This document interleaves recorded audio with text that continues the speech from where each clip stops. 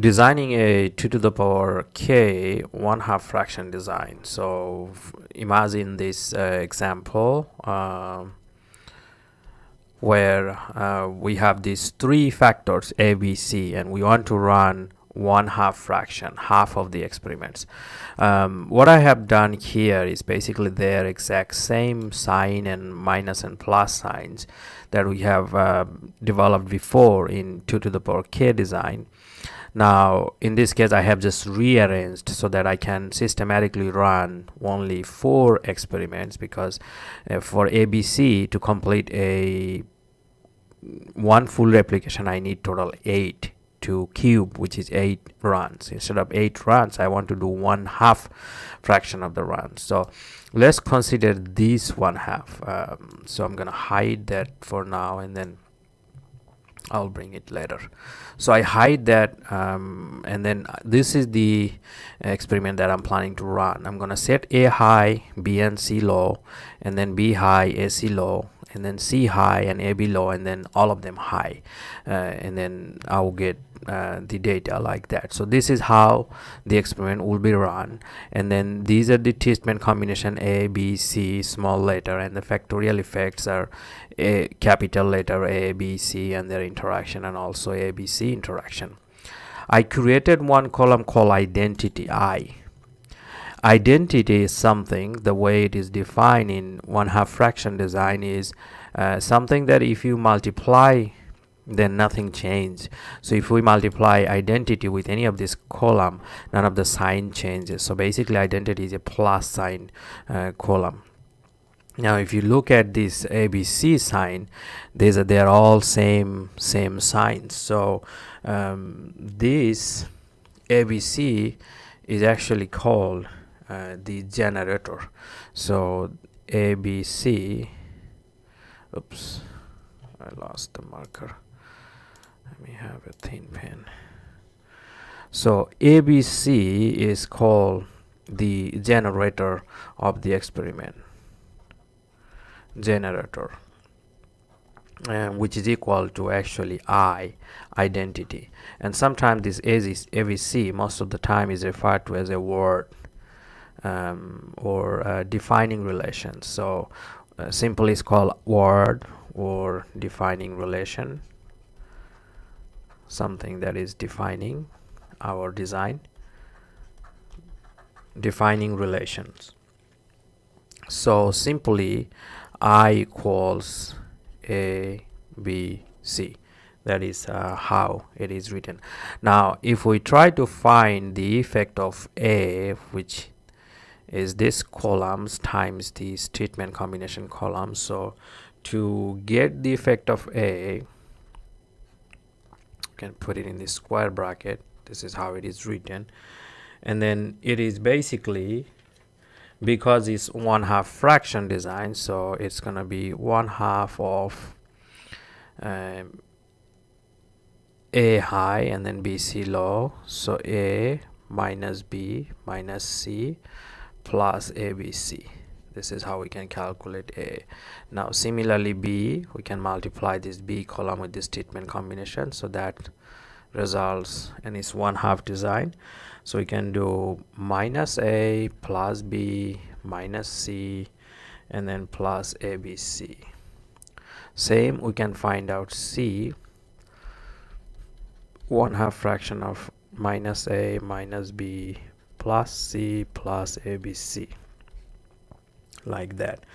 Now if you look at one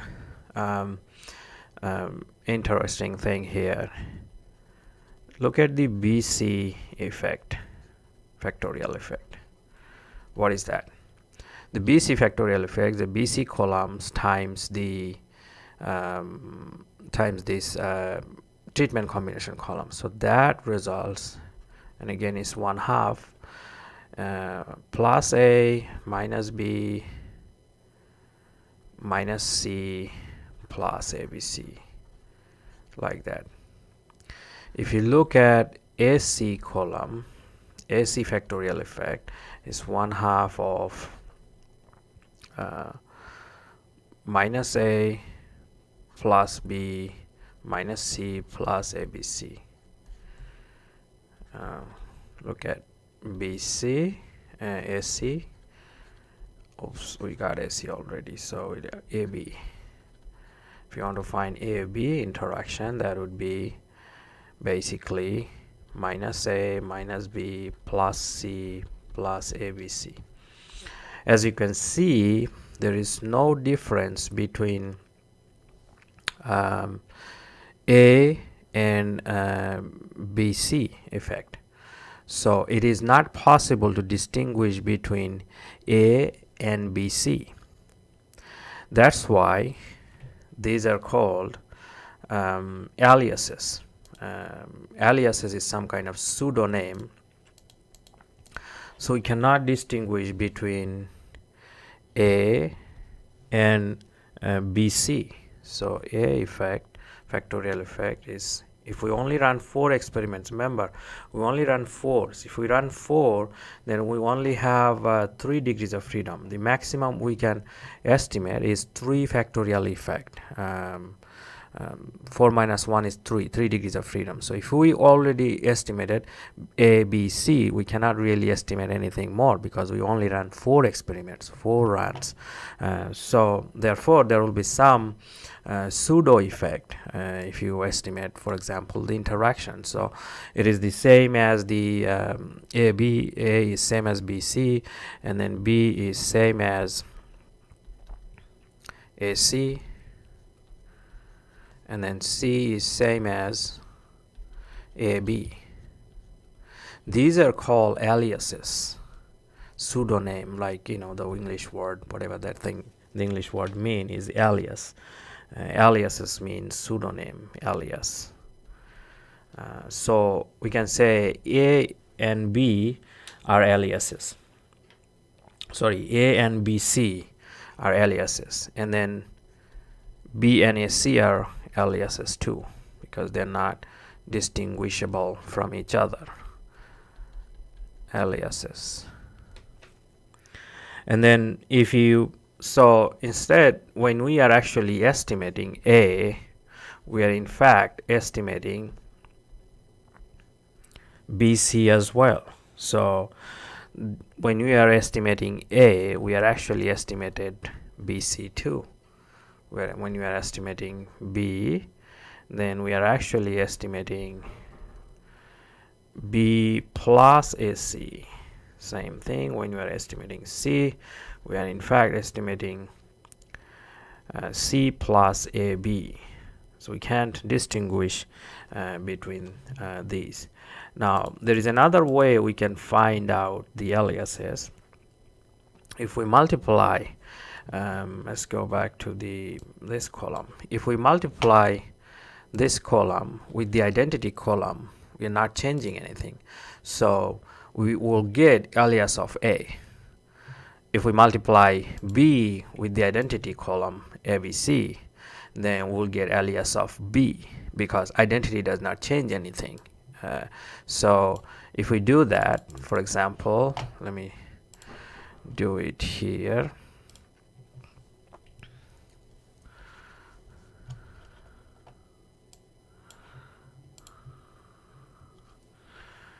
So identity, let me click here, this thing is getting my, so A, if we multiply A with our identity ABC,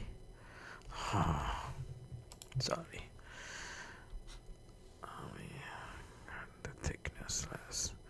So if we multiply A with the identity ABC column, that turns out A square BC.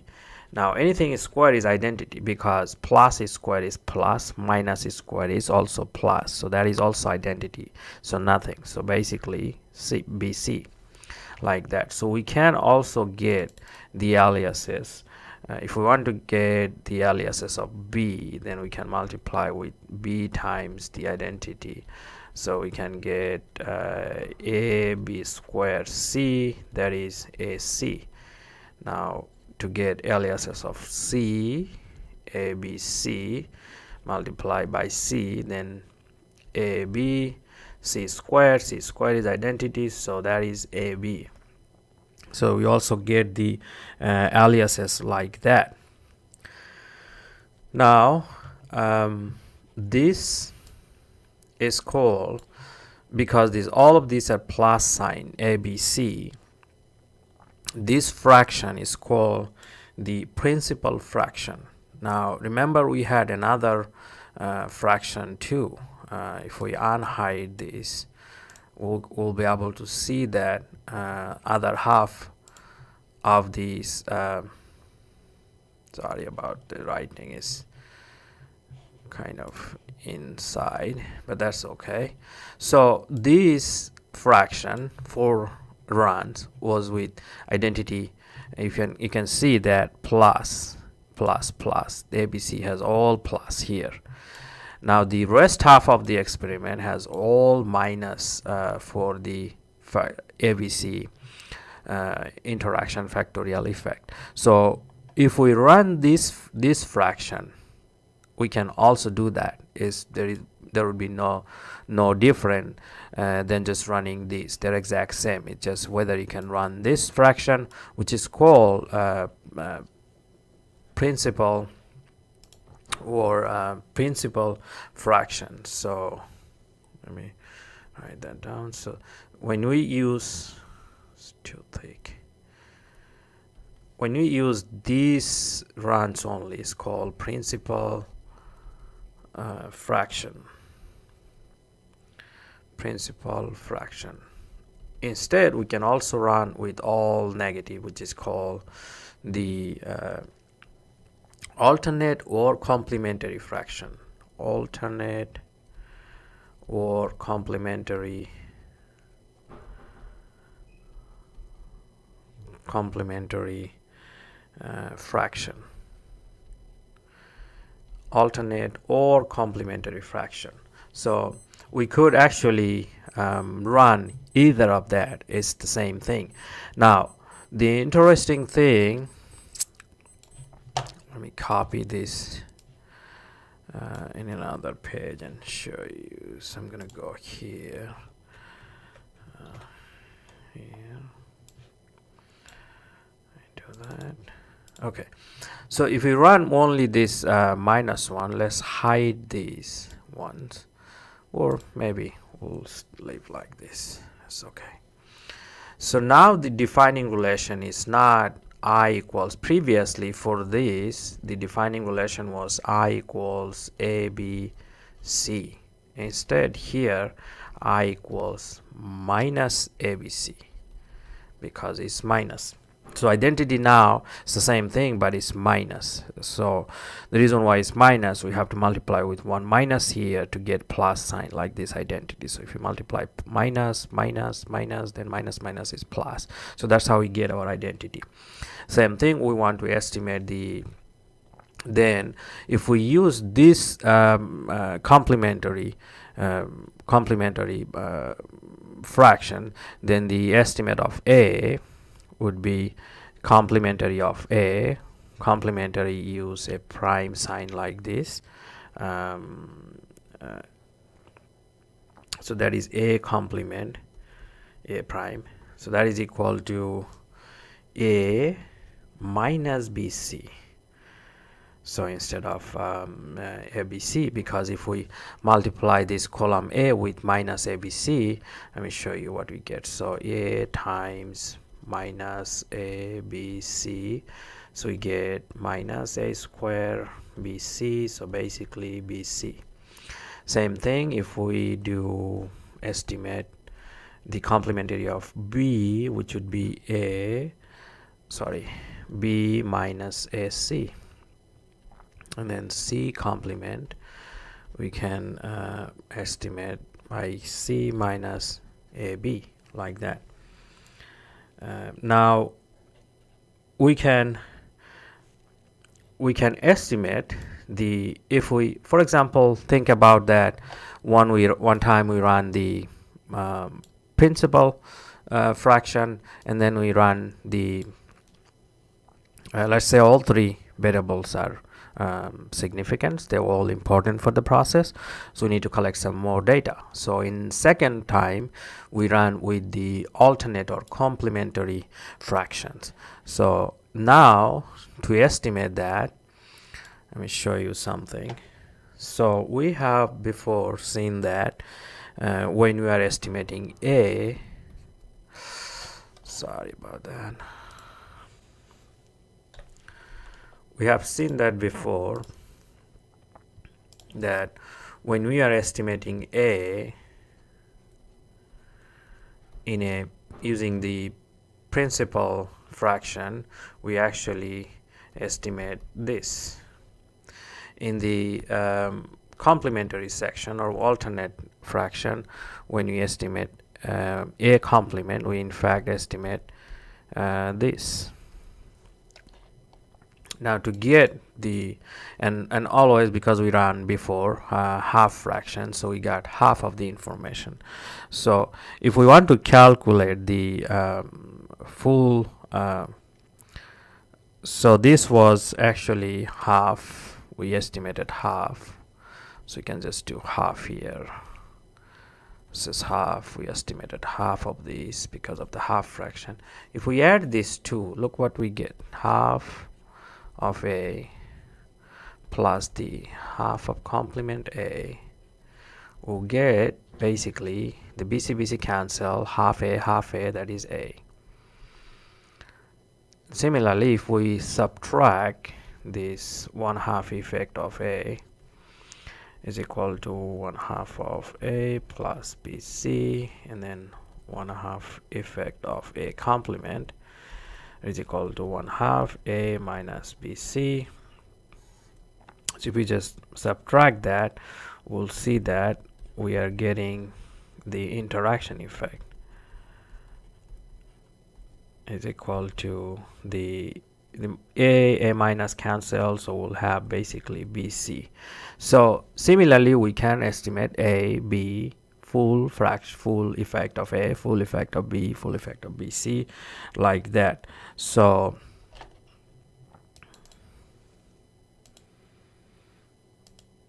that is the advantage of having this systematic running of experiment. Then we don't lose much information by changing anything. We always have the best optimum piece of information. So if we want to create a table with the effect and then A, B, C, and then to get ABC from the 1/2 of I, 1/2 of I prime, which is the complement of I. So that will give me the main effect of A, main effect of B, main effect of C. Now we can estimate the interaction from 1/2 of, just trying to generalize a formula here. From this we can actually estimate BC, AC, and AB. So that is the introduction of 1/2 fraction design.